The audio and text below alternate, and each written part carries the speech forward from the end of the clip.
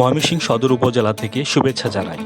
এই শহরেই রয়েছে শিল্পের জাদুকর শিল্পাচার্য জয়নুল আবিদিনের বাড়ি। আজ আমার গন্তব্য সেখানেই। রয়্যাল ভাই, এটাই তো মানে শিল্পাচার্য জয়নুল আবিদিনের বাড়ি না? মেন বাড়ি, এটাই মেন বাড়ি, মানে এখানে ওনার জীবনে আর বাংলাদেশে তার কোনো বাড়ি নেই। আচ্ছা আচ্ছা, এটাই তার মেন বাড়ি। মেন বাড়ি। আসসালামু আলাইকুম ভাই। ওয়ালাইকুম সালাম। ভাই কেমন আছেন? জি আলহামদুলিল্লাহ। এটাই তো আপনার জয়নুল আবিদিনের পৈতৃক ভিটা না? জি।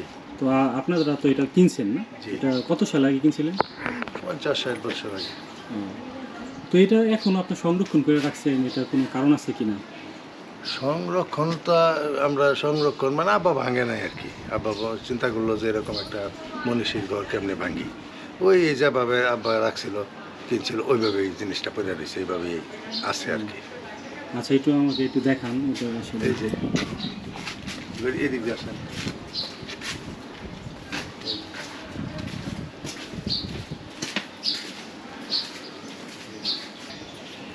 আর ময়মনসিংহে যে আপনার মনপুরা সত্তর, তারপর নবান্ন চিত্রকর্মগুলো নিয়ে কোনো ঘটনা আছে কিনা?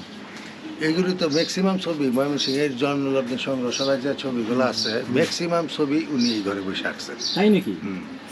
মানে এই ঘরে আপনার শিল্পাচার্য জয়নুল আবিদিন এই বড় বড় ছবিগুলো এখান থেকে সব আঁকছে? আঁকছে এই মনপুরা, নবান্ন, সংগ্রাম টংগ্রাম যা আছে সব এই ঘরে বসে আঁকছেন উনি। এই ঘরে বসে আঁকছেন। পরে ঢাকা যাওয়ার পরে ওই ছবিগুলো এই ময়মনসিংহ সংগ্রহশালাতে যে ছবিগুলো আছে দুর্ভিক্ষের ছবি এইগুলি। ভাই আরেকটা জিনিস জানি, সেটা হচ্ছে এখানে মূলত জমির পরিমাণ কতটুকু এই জায়গাটুকু ঘরে? 2-2.5 শতাংশ 3 শতাংশ হবে, 2-2.5 শতাংশ হবে। আড়াই দুই আমরা মাপে নাই তো কোনো সময়, এরকমই হবে, 2-2.5 শতাংশ। এরকম হবে।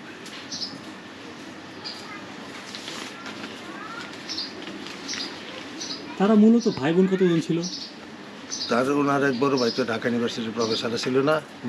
হ্যাঁ, এই তো ওনার এক ভাই ছিল প্রফেসর, আরো এরকমই তো ওনারা ছিলেন বড় বড়।